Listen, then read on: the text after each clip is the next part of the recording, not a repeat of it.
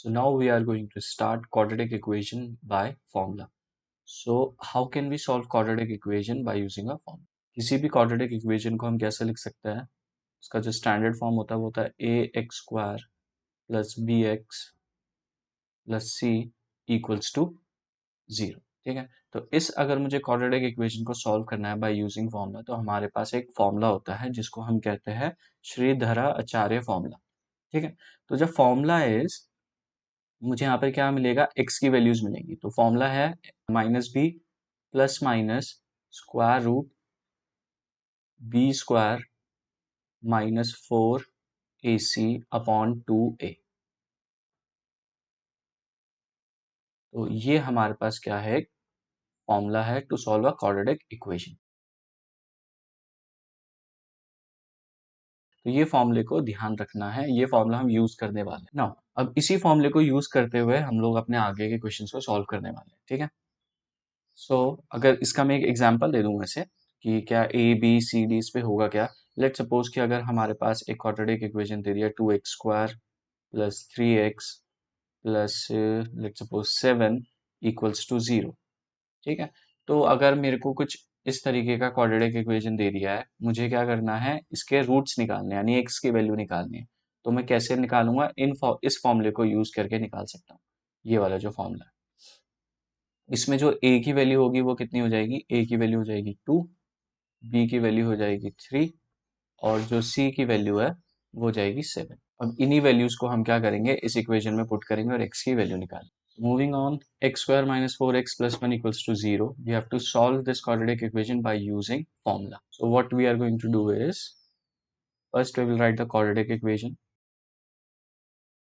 and compare it with ax square plus bx plus c equals to 0. Now if you will compare this quadratic equation with ax square plus bx plus c, we will get the value of a, b and c. So what is the value of a here? In this equation 1, the value of a is 1.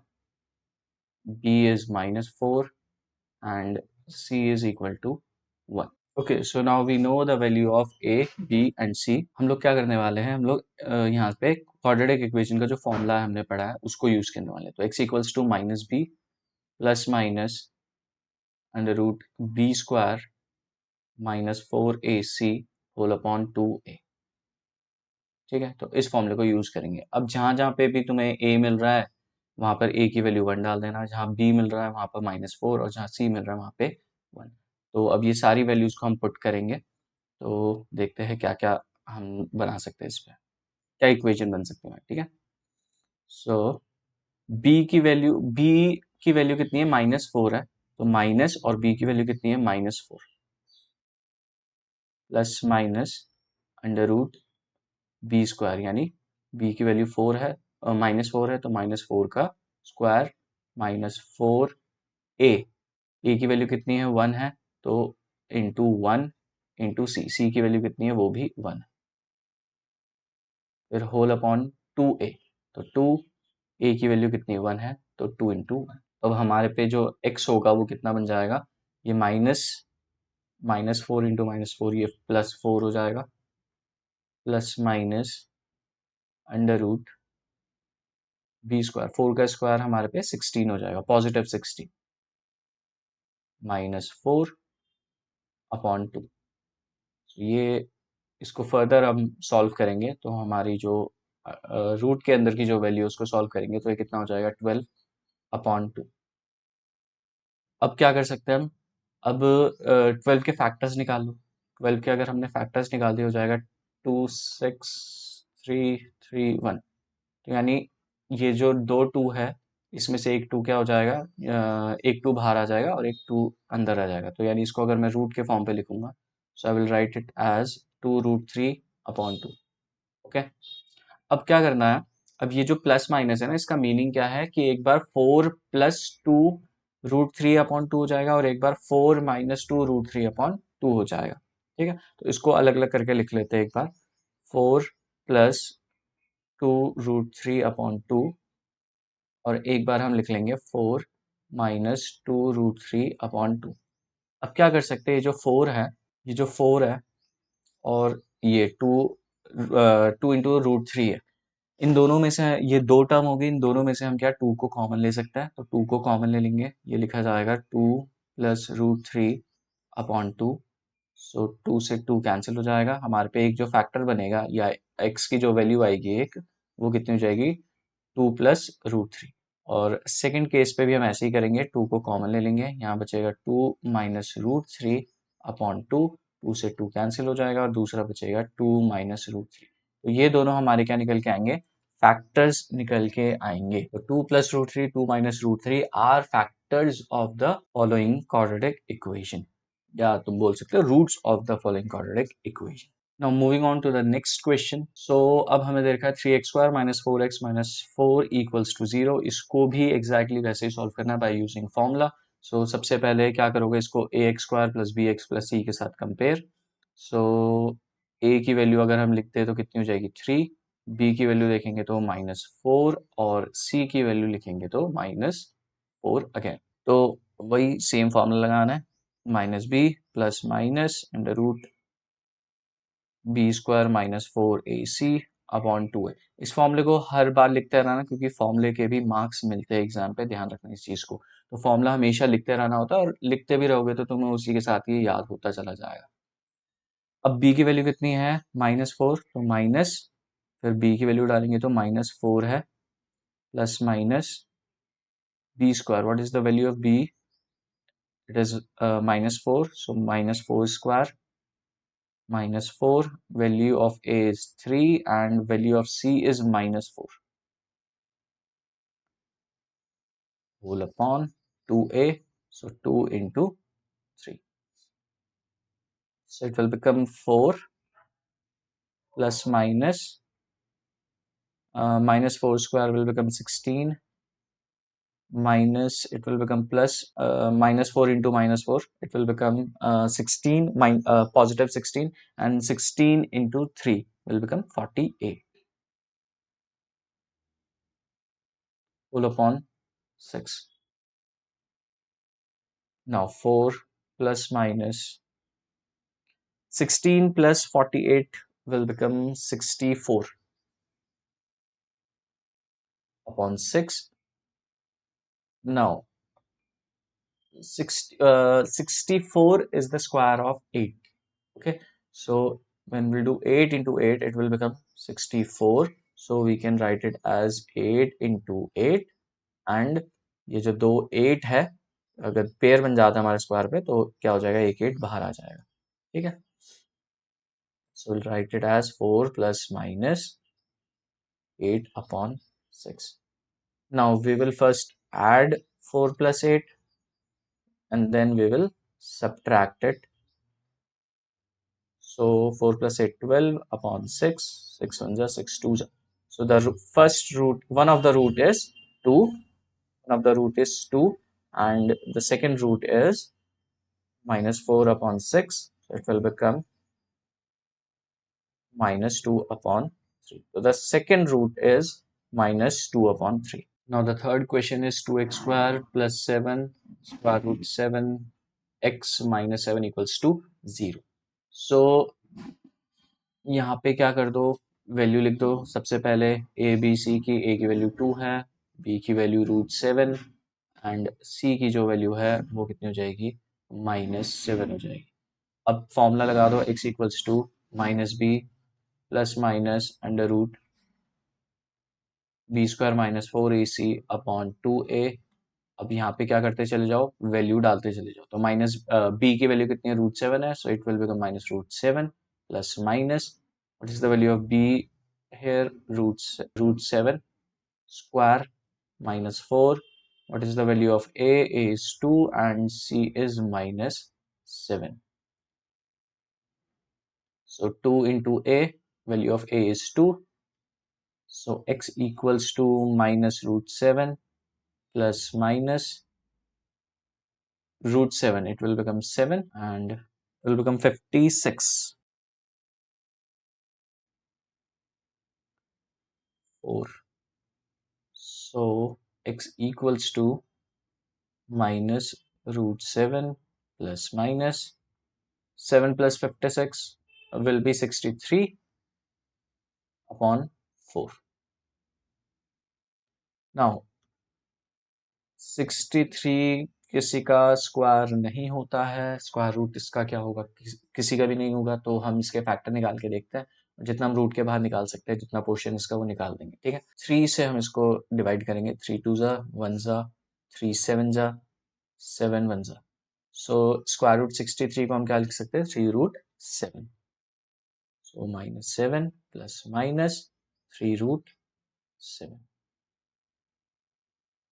Upon 4।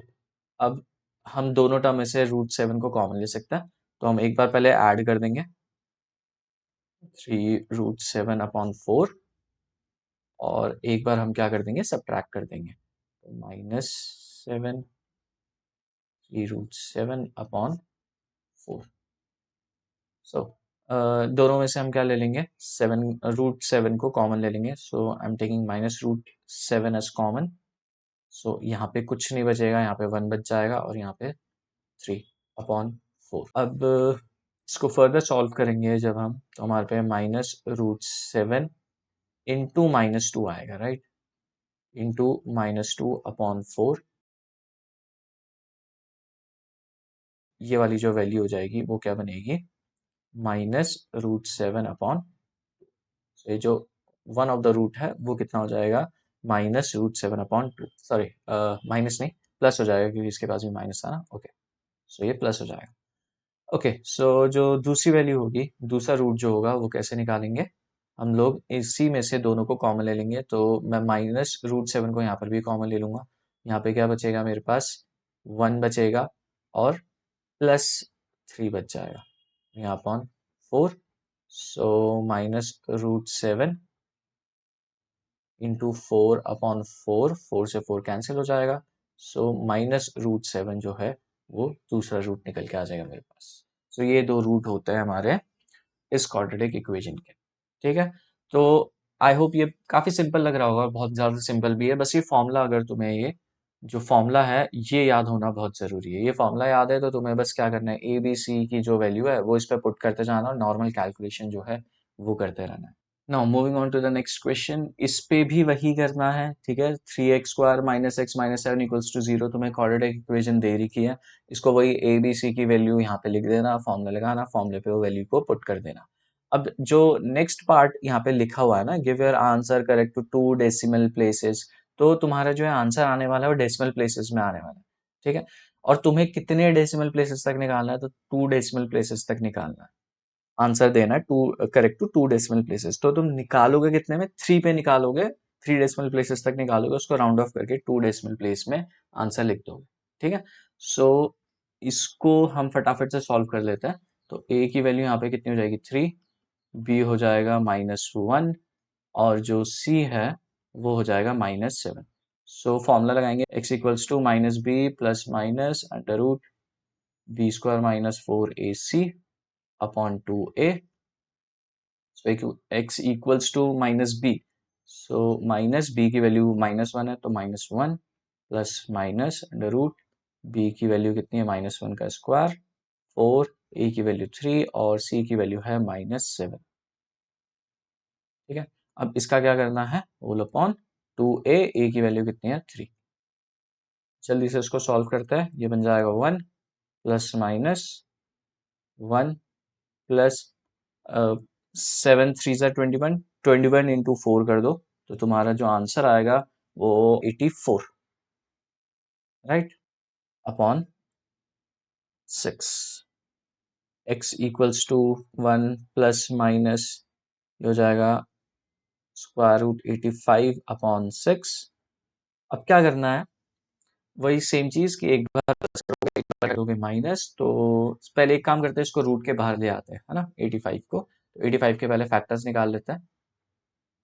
तो पहले check करो ये किस किस से जाएगा, क्या है 3 से जाएगा, तो 3 की डिविजिबिलिटी रूल लगाओ, 8 + 5 करो, कितना आता है 13, क्या 13 3 से डिवाइड होता है, नहीं, तो 3 से नहीं डिवाइड होगा, तो इसको 5 से डिवाइड कर सकते हो।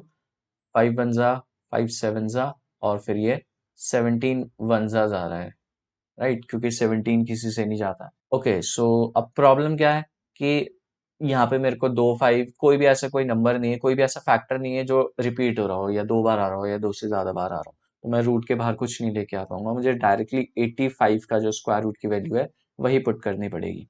ठीक है, तो इसकी डायरेक्टली तुम क्या निकाल सकते हो, स्क्वायर रूट की वैल्यू निकाल सकते हो, जो कि आएगी अप्रोक्सीमेटली 9.219 के पास आएगी। ठीक है, तो मैं इसको फटाफट से लिख दे रहा हूँ, आई होप तुम्हें आता होगा कि कैसे इसकी स्क्वायर रूट की वैल्यू निकाली जाती है। 9.219 डिवाइडेड बाय 6। अब क्या करना है, 1 + 9.219 डिवाइडेड बाय 6 हो जाएगा एक बार, और एक बार क्या हो जाएगा, 1 - 9.219 डिवाइडेड बाय 6। तो ये हो जाएगा 10.219 डिवाइडेड बाय 6 से इसको डिवाइड कर देंगे, और ये हो जाएगा कितना, -8.219 डिवाइडेड बाय 6। ठीक है, इसको डिवाइड करना शुरू करते हैं। 6 डिवाइडेड बाय 10.219, 6 1 = 6, गेट 4, 7 = 42, ये डिवाइड हो जाएगा, 1 नीचे आएगा, नहीं लिख कर पाएंगे डिवाइड, 19 को नीचे लेना पड़ेगा, 6 3 ज़ा 18 हो जाएगा, माइनस 18 माइनस कर देंगे तो ये कितना बचेगा, 1 बचेगा। अब इसको फर्दर भी कर सकते हो क्योंकि चलता चला जाएगा, जितना भी तुम कर सकते हो इसको, बट मुझे क्योंकि 2 डेसिमल प्लेसेस तक निकालना है तो मैंने क्या किया, इसका आंसर 3 तक निकाला है और फिर इसको राउंड ऑफ कर दूंगा, तो इसका जो आंसर आ रहा है वो आ रहा है 1.703। अब इसको 2 डेसिमल प्लेस तक निकालना है, तो क्या करना है, तुमने चेक करना होता है कि थर्ड प्लेस में क्या है, 5 है या 5 से ज़्यादा तो नहीं है। तो थर्ड ये वाला जो प्लेस है इसमें देखोगे कि ये 3 है, 5 से कम है, तो प्रीवियस वाले में यानी कि 0 पे कुछ भी ऐड नहीं होगा, वो एज इट इज रहेगा। तो 1.70 इसको कहते हैं करेक्ट टू 2 डेसिमल प्लेस। ठीक है, ये राउंड ऑफ करना सीख लो क्योंकि ये ऐसा क्वेश्चन आते हैं, पहले भी आ रखे हैं, और तुम्हारा ये तो कर लोगे, ये सारा सॉल्व कर लोगे, लेकिन प्रॉब्लम कहाँ हो जाएगी, लास्ट में राउंड ऑफ करने में, और उसमें हाफ मार्क्स तुम्हारे जो है वो डिडक्ट हो जाएंगे।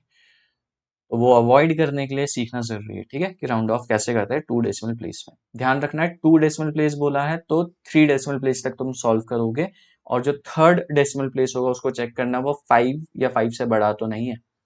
अगर बड़ा नहीं है तो कुछ भी ऐड नहीं होगा उसके प्रीवियस नंबर पे, यानी सेकंड सेकंड डेसिमल प्लेस में कुछ ऐड नहीं होगा, और अगर वो 5 या 5 से बड़ा है तो फिर हम 1 को ऐड कर देंगे।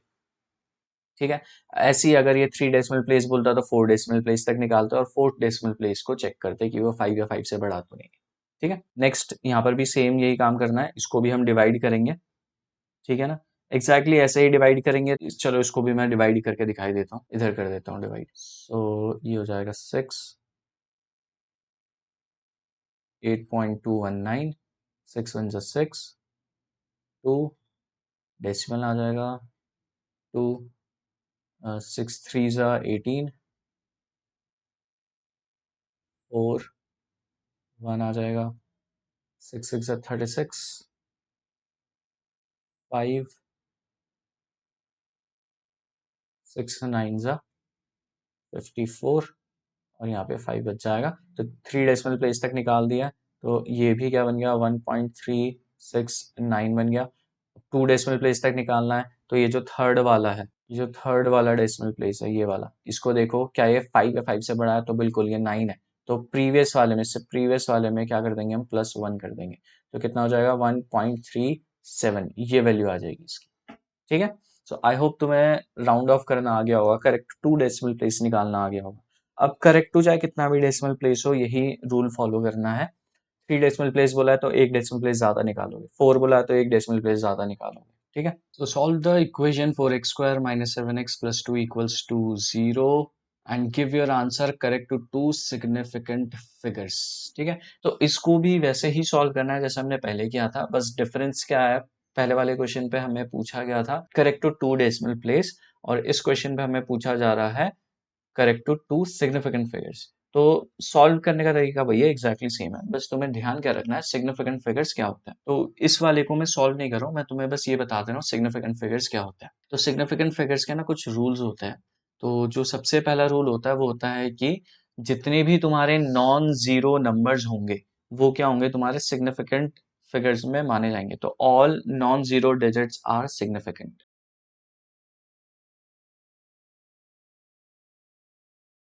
All non zero digits are significant. ठीक है। फॉर एग्जाम्पल, अगर मैं एग्जाम्पल हो गया, अगर मैं ले लेता हूँ लेट्स सपोज 1 2.7, तो ये तीनों देखोगे 1 2 एंड 7 जो है ये नॉन जीरो नंबर्स है, ये तीनों सिग्निफिकेंट नंबर्स हो जाएंगे। तो यानी ये थ्री सिग्निफिकेंट नंबर है।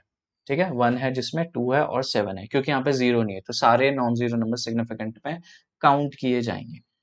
सेकेंड इसका रूल होता है zeros between non-zero digits are significant। तो zeros between non-zero digits are significant। इसका भी एक एग्जांपल देख लेते हैं। तो zeros between non-zero, अगर मैं इसको ऐसे लिख दूं 201 लिख दूं, तो ये जीरो आ रहा है बीच में, लेकिन ये दो नॉन जीरो, टू और वन के बीच में आ रहा है। तो इस केस में तीनों एज अ सिग्निफिकेंट फिगर्स हम काउंट करेंगे। तो 201 पे क्या है हमारे पास, थ्री सिग्निफिकेंट फिगर है। ठीक है, तो 201 के पास क्या है, थ्री सिग्निफिकेंट फिगर है। थर्ड जो रूल आता है इसका आता है ट्रेलिंग जीरो का।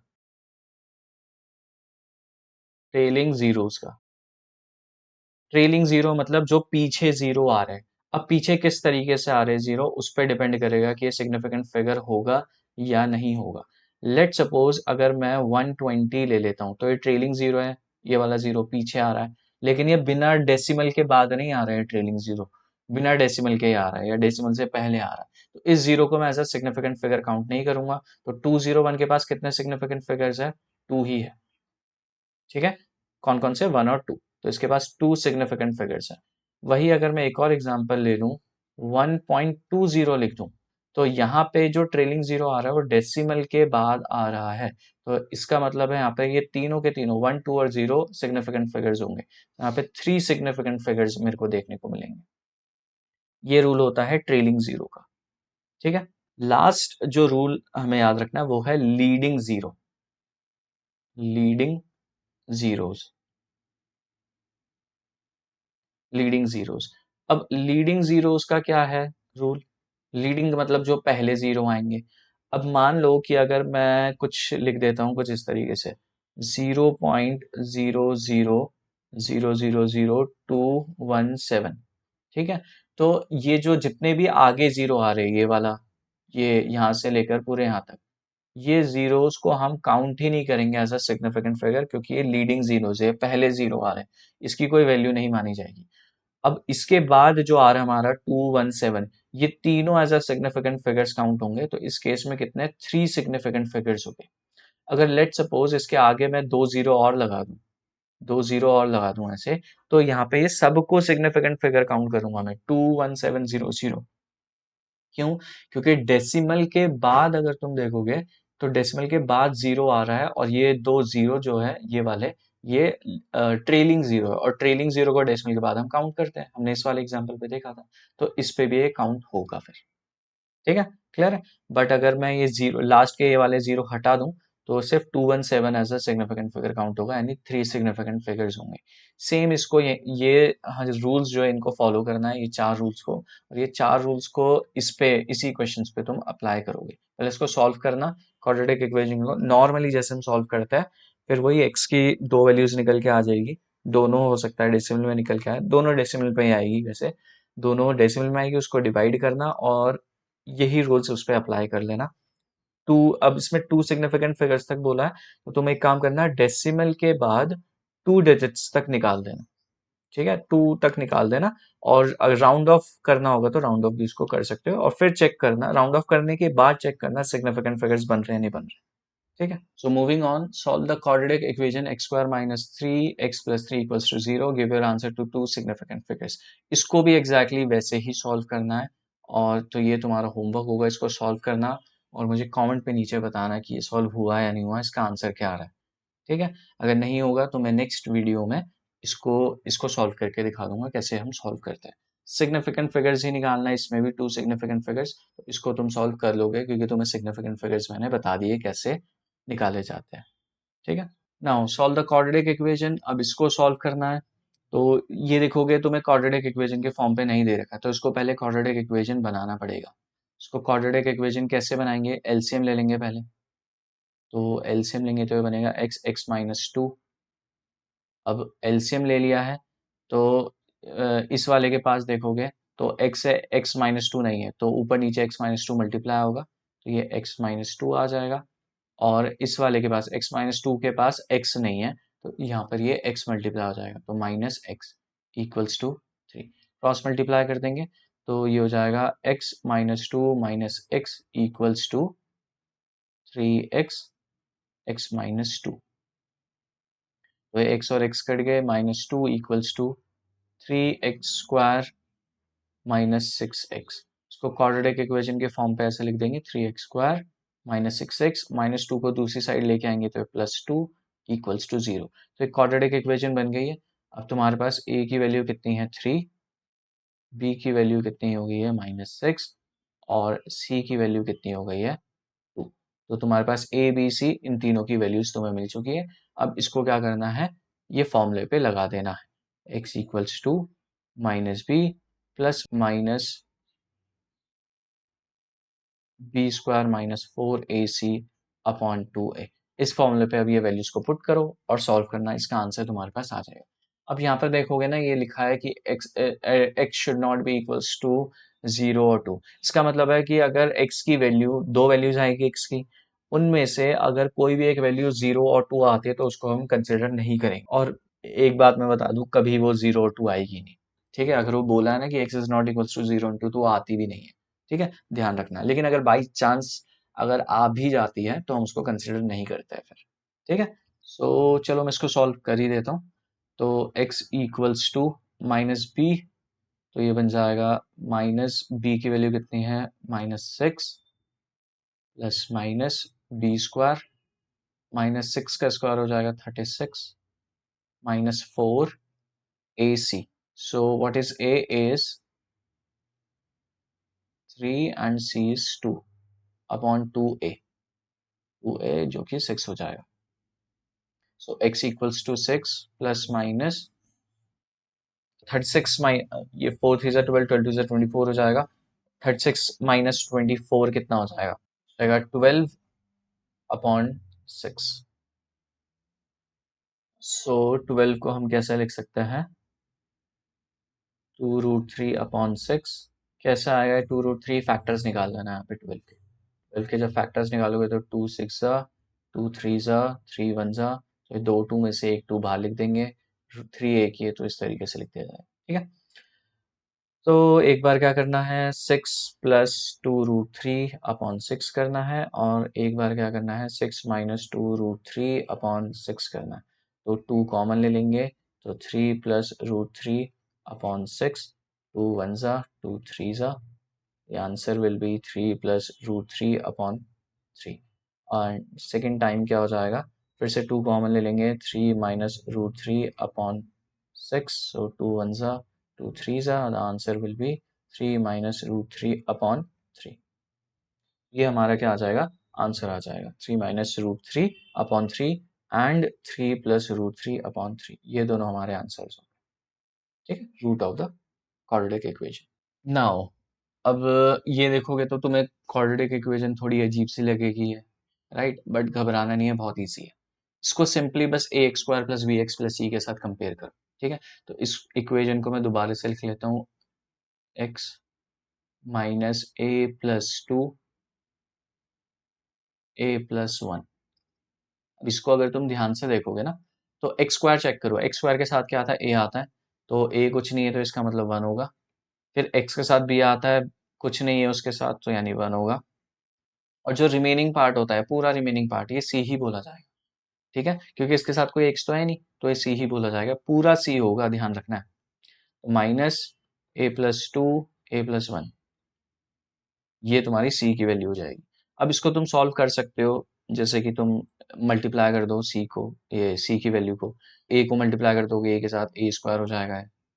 सो it will become A square minus B है ना इधर, सो माइनस ए को मल्टीप्लाई कर देंगे ए के साथ ए स्क्वायर, फिर ए वन के साथ हो जाएगा तो ए, फिर टू ए के साथ हो जाएगा और प्लस टू, फिर माइनस साइन भी इसके मल्टीप्लाई कर देंगे तो माइनस ए स्क्वायर, स्क्वायर कर दो थ्री हो जाएगा तो माइनस थ्री ए प्लस सॉरी माइनस टू, ये मेरी सी की वैल्यू हो जाएगी। ठीक है, सो इसी वैल्यू को अब क्या करना है तुमने इस फॉर्मूले पे पुट कर देना। So X equals to minus B plus minus under root B square minus four A C upon two A.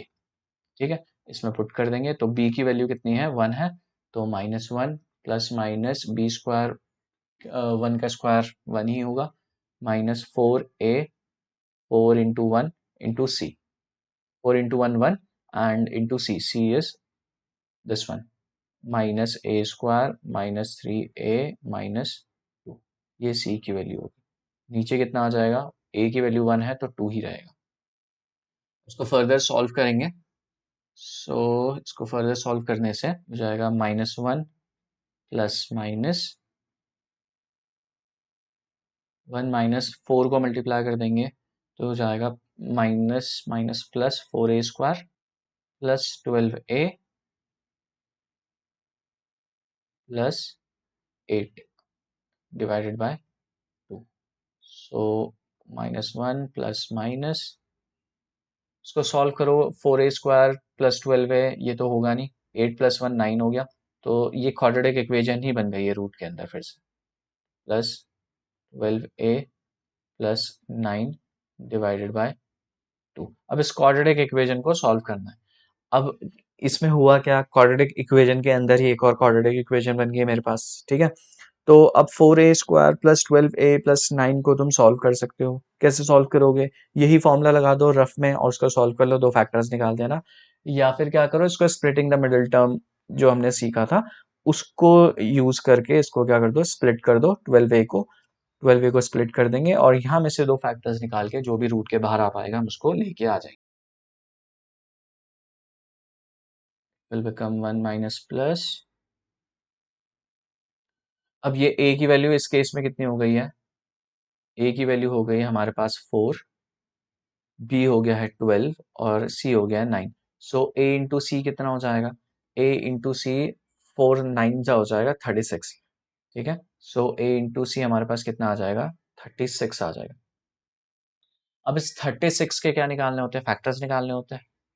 ठीक है, स्प्लिटिंग द मिडिल टर्म से कर रहे हैं हम इसको, तो टू वन जा टू एट जा, टू नाइन जा, थ्री थ्री जा, थ्री वन जा, तो अब इन चारों से क्या बना दो, कोई भी दो नंबर बना दो। राइट, तो इन चारों को यूज करके कौन से ऐसे दो नंबर्स है जो हम बना सकते हैं, तो या तो हम ये रूल ये फॉलो कर सकते हैं।